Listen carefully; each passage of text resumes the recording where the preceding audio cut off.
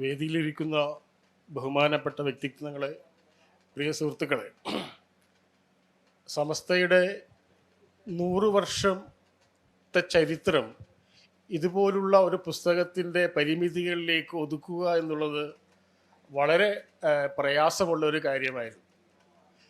കാരണം ആ ഒരു നൂറ്റാണ്ട് എന്നുള്ളത് വളരെ സംഭവബഹുലമായ ഒരു നൂറ്റാണ്ടിൻ്റെ ചരിത്രമാണ് പറയേണ്ടിയിരുന്നത്. അതുകൊണ്ട് ഈ പുസ്തകത്തിന് വളരെ പരിമിതികളുണ്ട്. ഒന്ന്, ആ പുസ്തകത്തിൻ്റെ കോഫി ടേബിൾ ബുക്ക് എന്നുള്ളത് നമ്മൾ സാധാരണ മനസ്സിലാക്കുന്ന രീതിയിലുള്ള പുസ്തകങ്ങളുടെ മാതൃകയിലല്ല ഉണ്ടാക്കുന്നത്. അത് വാചകങ്ങളെക്കാൾ, വാക്കുകളെക്കാൾ കൂടുതൽ ദൃശ്യങ്ങൾക്ക് പ്രാമുഖ്യം കൊടുത്തുകൊണ്ട്, നമ്മൾ ഇന്നിപ്പോൾ ദൃശ്യമാധ്യമങ്ങളുടെ കാലഘട്ടമാണല്ലോ ജീവിക്കുന്നത്. അതുകൊണ്ട് പുതിയ ആ കാലഘട്ടത്തിന് ആവശ്യമായ രീതിയിൽ വാക്കുകൾ കുറച്ച് ചിത്രങ്ങളിലൂടെ, അതുപോലെ അതിൻ്റെ ലേഔട്ടിലൂടെ ഇത്തരം കാര്യങ്ങൾ കമ്മ്യൂണിക്കേറ്റ് ചെയ്യുക എന്നുള്ളതാണ് ഈ പുസ്തകം കൊണ്ട് ശ്രമിച്ചിട്ടുള്ളത്. സമസ്തയുടെ നൂറ്റാണ്ടിൻ്റെ ചരിത്രം എന്ന് പറയുന്നത് ഒരുപക്ഷെ ഒരു സാങ്കേതികമായിട്ട് മാത്രമാണ് സമസ്ത 1926 രൂപവൽക്കരിക്കപ്പെടുന്നത്.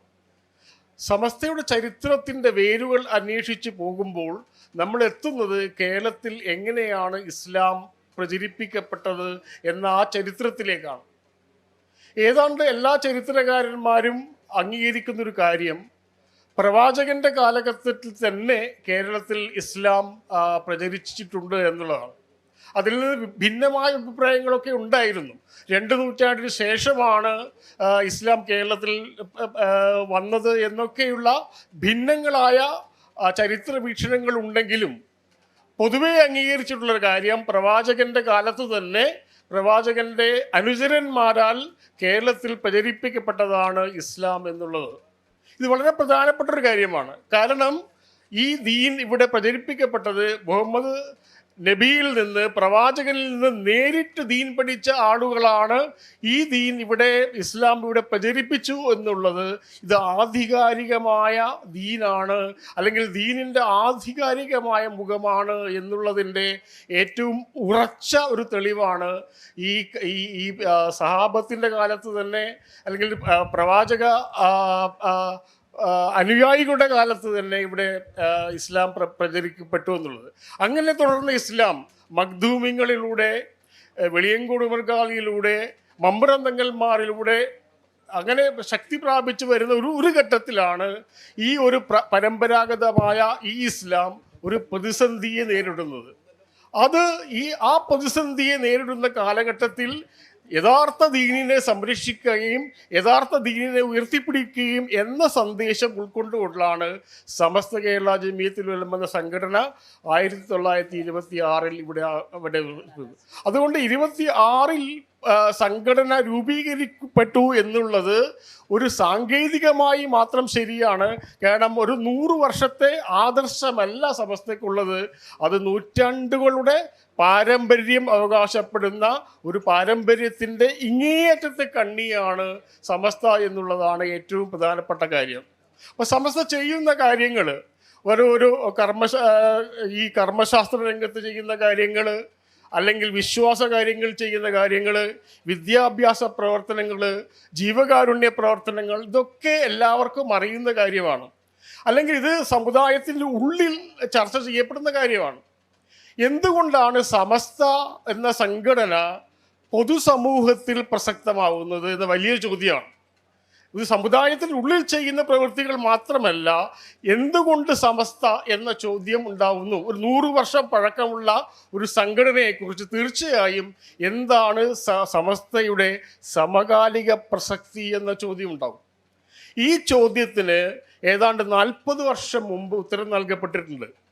സമസ്തയുടെ ദീർഘകാലം ജനറൽ സെക്രട്ടറി ആയിരുന്ന ശംസുൽ ഉലമ EK അബൂബക്കർ മുസ്ലിയാർ, അദ്ദേഹം സമസ്തയുടെ 60ാം വാർഷിക സമ്മേളനത്തിൽ നടത്തിയൊരു പ്രസംഗമുണ്ട്. ആ പ്രസംഗത്തിൻ്റെ പ്രസക്ത ഭാഗങ്ങൾ ഈ പുസ്തകത്തിൽ ചേർത്തിട്ടുണ്ട്. കാരണം അത് അത്രയേറെ പ്രധാനപ്പെട്ടതാണ് എന്നുള്ളതുകൊണ്ടാണ്. അന്ന് ശംസുൽ ഉലമ പറഞ്ഞു, ഇവിടെ ഈ സമസ്ത എന്ന സ്ഥാപനം, എന്ന ഈ സംഘടന നിലനിൽക്കേണ്ടത് കേവലം സുന്നികളുടെയോ മുസ്ലിങ്ങളുടെയോ മാത്രം പ്രശ്നമല്ല, അതിവിടുത്തെ പൊതുസമൂഹം കൂടി അതിൻ്റെ ഉത്തരവാദിത്തം ഏറ്റെടുക്കണം എന്ന്. എന്നിട്ട് അദ്ദേഹം പറയുന്നു, കേരളത്തിൽ നിലനിൽക്കുന്ന സാമുദായിക സൗഹാർദ്ദം, പരസ്പരം ഒരുമിച്ച് ഉള്ള ജീവിതം, ഈ ദർശനം കേരളത്തിലേക്ക് സംഭാവന ചെയ്ത ഇസ്ലാമിൻ്റെ പാരമ്പര്യത്തിൻ്റെ അവസാനത്തെ കണ്ണിയാണ് സമസ്ത എന്നുള്ളത്. അതുകൊണ്ട് സമസ്തയെ നിലനിർത്തുക എന്നുള്ളത്, സമസ്തയെ ശക്തിപ്പെടുത്തുക എന്നുള്ളത് കേവലം മുസ്ലിങ്ങളുടെ മാത്രം ബാധ്യതയല്ല, അത് പൊതുസമൂഹത്തിൻ്റെ കൂടി ബാധ്യതയാണ് എന്നുള്ളതാണ്. അത് അദ്ദേഹം പറഞ്ഞിട്ട് 40 വർഷം കഴിഞ്ഞിട്ടും ഇപ്പോഴും അദ്ദേഹത്തിൻ്റെ വാക്കുകൾ വളരെ വളരെ അർത്ഥഗർഭമായിരിക്കുന്നു. കാരണം ഇന്ന് സമസ്തയുടെ പ്രസക്തി എന്ന് പറയുന്നത് എന്താണ്, സമസ്തയുടെ ആശയം എന്താണ്, സമസ്തയുടെ ആദർശം എന്താണ് എന്ന് ചോദിക്കുമ്പോൾ അടിസ്ഥാനപരമായി അത് ഇസ്ലാമിക ആദർശം തന്നെയാണ് എന്ന് മനസ്സിലാക്കും. ഇസ്ലാമിൻ്റെ അടിസ്ഥാനമായ ആദർശം എന്ന് ഞാൻ മനസ്സിലാക്കുന്നത് അതിൻ്റെ മധ്യമ സ്വഭാവമാണ്. വസതീയത്ത് എന്ന് പറയുന്നത് എല്ലാറ്റിലും മധ്യമമായ ഒരു നിലപാടെടുക്കുക, അല്ലെങ്കിൽ അതിര് കവിയാതിരിക്കുക എന്നത്. അതിര് കവിയുക എന്നുള്ളത് ഇസ്ലാമിൽ വളരെയധികം പ്രധാനപ്പെട്ട കാര്യമാണ്. അത് ഏത് കാര്യത്തിലായാലും, ദീനിയായ കാര്യങ്ങളായാലും മറ്റു കാര്യങ്ങളിലായാലും അതിര് കവിയാതിരിക്കുക എന്നുള്ളത്. എങ്ങനെയാണ് ഈ സമുദായത്തെ ഈ മാതൃകയിൽ, ഈ പാതയിൽ ഉറപ്പിച്ചു നിർത്തുന്നത്? ഈ മധ്യമ പാതയിൽ എങ്ങനെയാണ് സമസ്ത ഇത്രയും കാലം ഉറപ്പിച്ചു നിർത്തിയിട്ടുള്ളത്? അത് ആണ് ഈ പണ്ഡിതന്മാരുടെ, ഈ ഉലമാ നേതൃത്വത്തിൻ്റെ പ്രസക്തി നിലനിൽക്കുന്നത്.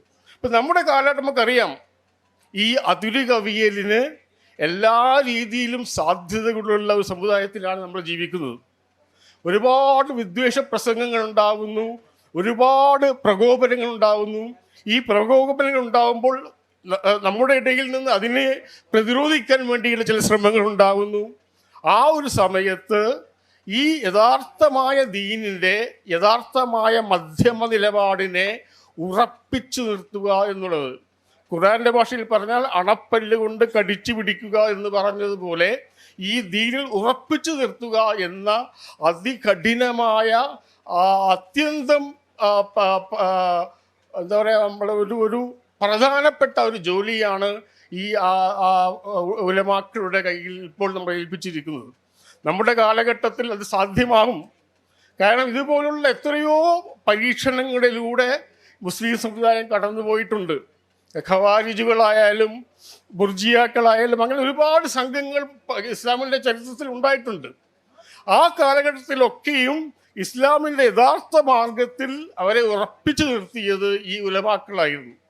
അപ്പോൾ അതുകൊണ്ട് തീർച്ചയായും ഇതാണ് സമസ്തയുടെ സാമൂഹ്യ പ്രസക്തി എന്നുള്ളത്. എന്തുകൊണ്ട് ഞങ്ങൾ സമസ്തയുടെ കൂടെ നിൽക്കുന്നു എന്നുള്ളതിന് ഉത്തരം ഇതാണ്. നമ്മുടെ കാലഘട്ടത്തിൽ ആവശ്യപ്പെടുന്ന ഒരു യഥാർത്ഥ നിലപാട്, ഇസ്ലാമിൻ്റെ യഥാർത്ഥ ദീനിൻ്റെ നിലപാട് ഉയർത്തിപ്പിടിക്കുന്ന സംഘടനയാണ് സമസ്ത എന്നുള്ളത് കൊണ്ടാണ്. അപ്പോൾ അതുകൊണ്ട് സമസ്തയെ ശക്തിപ്പെടുത്തുക എന്നുള്ളത്, സമസ്തയുടെ കൂടെ നിൽക്കുക എന്നുള്ളത്, സമസ്തയുടെ ചരിത്രം പറയുക എന്നുള്ളത്, സമസ്തക്ക് അല്ലെങ്കിൽ ഇസ്ലാമിന് പുറത്തു നിൽക്കുന്ന ആൾ എന്തിനാണ് ഇത്രയധികം പ്രശ്നം ഉണ്ടാകുന്നത് എന്ന ചോദ്യങ്ങളൊക്കെ ഉണ്ടാവും. ആ ചോദ്യത്തിൻ്റെ ഉത്തരം ശംസുൽ ഉലമ പറഞ്ഞതാണ്, ഇത് പൊതുസമൂഹത്തിൻ്റെ കടമയാണ്. ആ കടമയാണ് ഞങ്ങൾ നിന്ന് നിർവഹിച്ചത്. ഈ 100 വർഷം ആഘോഷിക്കുന്ന ഈ മഹത്തായ പ്രസ്ഥാനം, ആ പ്രസ്ഥാനത്തിൻ്റെ ചരിത്രം നിങ്ങൾക്ക് മുമ്പിൽ അവതരിപ്പിക്കാൻ കഴിഞ്ഞു എന്നുള്ളതിൽ ഞങ്ങൾ കൃതാർത്ഥരാണ്. നന്ദി, നമസ്കാരം.